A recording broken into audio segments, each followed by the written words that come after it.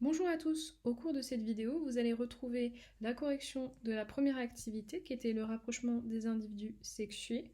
Vous retrouverez ensuite la seconde activité concernant le rapprochement des cellules reproductrices et à la fin de cette vidéo, vous retrouverez le bilan expliqué qui sera ensuite remis par écrit sur Lino. Dans cette activité, le but était de trouver quels mécanismes vont mettre en place les différentes espèces pour se rapprocher et effectuer une reproduction. Pour cela, vous aviez différents documents qu'il fallait lire et exploiter pour pouvoir répondre à la consigne qui était de réaliser un tableau en mettant en évidence les stratégies des différentes espèces. Pour cela, vous aviez différents documents, notamment le document 1 qui parlait de l'espèce qui était le crabe violonis. Celui-ci construit un terrier. Il va se tenir à l'entrée de ce terrier et agiter sa pince. Chaque femelle qui va se trouver à distance va pouvoir repérer ce signal et décider de s'accoupler avec le mâle. Chaque espèce de crabe va effectuer ses propres figures, ce qui permet aux femelles de reconnaître les espèces à distance. Dans le second document, qui concernait le bombix, c'est un papillon nocturne, ce ne sont pas les mâles, mais ici les femelles qui vont émettre non pas un signal physique, mais un signal chimique, qui seront des phéromones. Ce sont des substances qui ont été émises par l'organisme à travers la peau et qui vont être interprétées par les autres individus de l'espèce, ici dans un but de reproduction.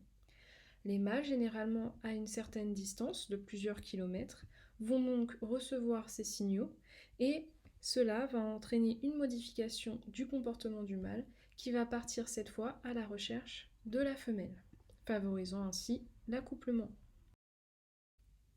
Le troisième document présente l'espèce de la cigale, qu'on retrouve notamment dans le sud.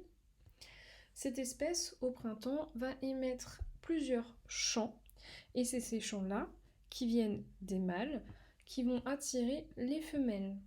Plus un mâle va mieux chanter, plus les femelles vont venir à sa rencontre.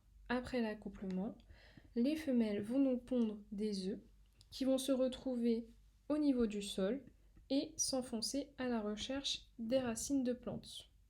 Ils vont rester sous terre pendant toute leur vie larvaire, qui dure parfois des années.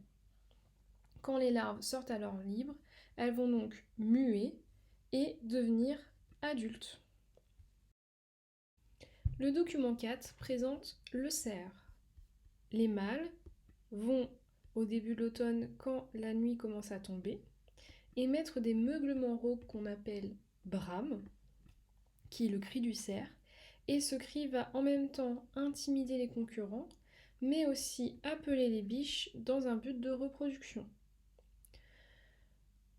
Dans le document 5, les orchidées du genre Ophrys sont des fleurs qui ressemblent à s'y méprendre à des abeilles.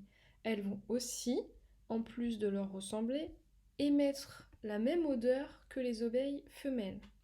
Les mâles, alors trompés, vont venir s'accoupler avec la fleur qui va, elle, vers le dessus, déposer ses grains de pollen et cela va permettre la pollinisation de la fleur quand l'abeille mâle va visiter d'autres fleurs du même type en croyant se reproduire.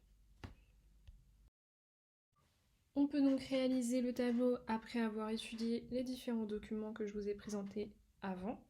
Et pour cela, on peut faire un tableau à 3 entrées qui est première colonne, les espèces que l'on a vues, deuxième colonne, le signal qu'ils vont émettre, et troisième colonne, la nature du signal, est-ce qu'il va être physique ou est-ce qu'il va être chimique.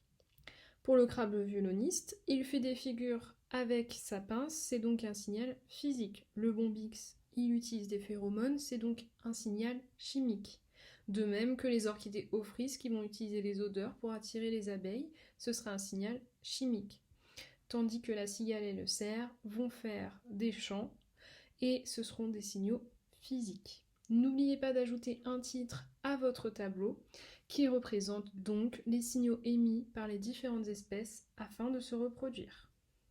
Nous passons donc à la correction de l'activité 2 concernant le rapprochement des cellules reproductrices.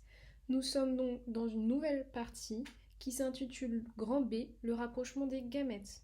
Comparé à ce qu'on a fait précédemment, ce ne sont pas les individus, ce sont les gamètes qui vont se rapprocher. Dans cette activité, on va chercher à comprendre le mécanisme qui va permettre le rapprochement des gamètes cette fois-ci.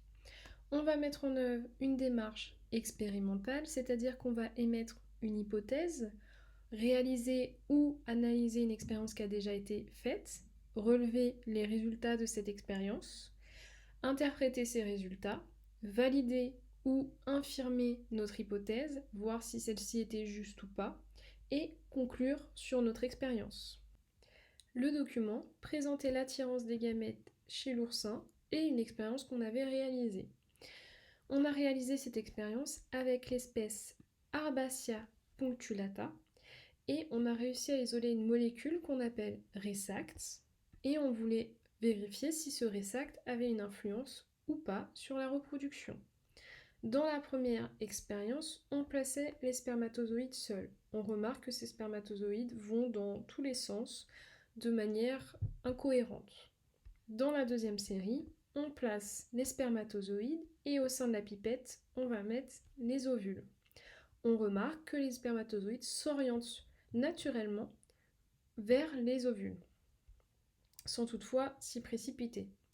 Dans la série 3, on place les spermatozoïdes, les ovules et le Resact dans la pipette. On remarque que les spermatozoïdes sont littéralement collés à la pipette. Cela veut dire qu'ils ont été attirés par les ovules et le Resact.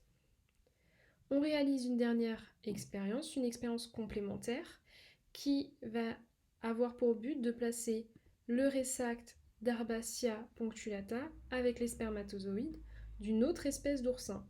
On remarque qu'ils ne sont pas attirés par le Resact.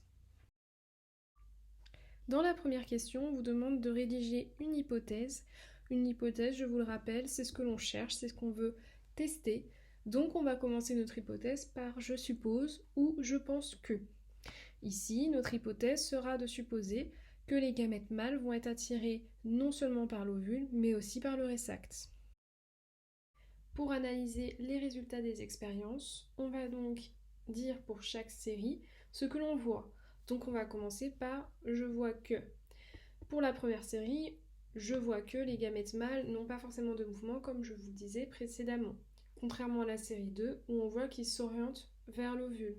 Et dans la série 3, ils s'agglutinent autour de la pipette, ils vont se rassembler car ils vont être attirés à la fois par l'ovule et sûrement par le Resact. À la suite de ces expériences, on va donc effectuer une déduction, c'est-à-dire qu'on va analyser et interpréter ces résultats.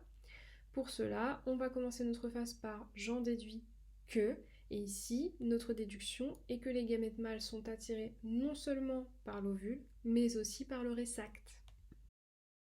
Il suffit maintenant de conclure par rapport à notre hypothèse, qui, je vous le rappelle, était que les gamètes mâles n'étaient pas seulement attirés par l'ovule, mais surtout par le Resact libéré par les gamètes. Donc notre hypothèse est finalement juste, elle est validée.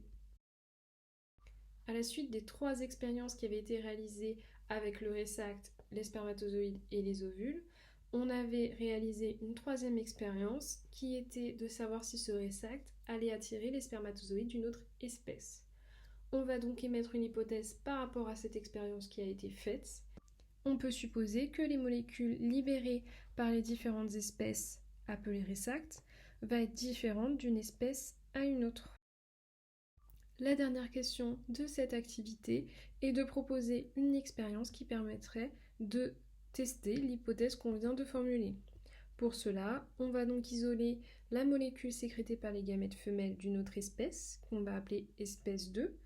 On va mettre cette molécule en présence des spermatozoïdes de l'espèce 1 pour voir si ceux-là vont être attirés par le Resact libéré de l'espèce 2. Et on va donc réaliser le même type de test que la série 3. On réalise donc 2 expériences. Une expérience témoin qui va nous permettre de comparer avec le test qu'on va effectuer sur les spermatozoïdes d'une autre espèce. Dans notre témoin, on va donc mettre les spermatozoïdes, les ovules et la molécule de l'espèce 2. Et dans notre test, on va mettre les spermatozoïdes de l'espèce 1 en présence des ovules et de la molécule de l'espèce 2. On va donc vérifier si les spermatozoïdes de l'espèce 1 vont donc être attirés par la molécule de l'espèce 2. Cette activité nous a permis de conclure que les cellules reproductrices vont aussi émettre des signaux qui vont permettre leur rapprochement dans un but de reproduction. En conclusion de ces deux activités, on a plusieurs mécanismes qui vont permettre la reproduction sexuée à l'échelle des individus, par le rapprochement des partenaires ou par des signaux qu'on va émettre ces différents partenaires pour faciliter leur rapprochement, ou bien à l'échelle des cellules reproductrices, où on aura une libération de substances chimiques attractives, notamment les phéromones, substances chimiques qui seront émises en faible quantité dans le milieu par un individu de l'espèce et qui sera détecté par un autre individu de la même espèce qui va déclencher un comportement dans un but de reproduction.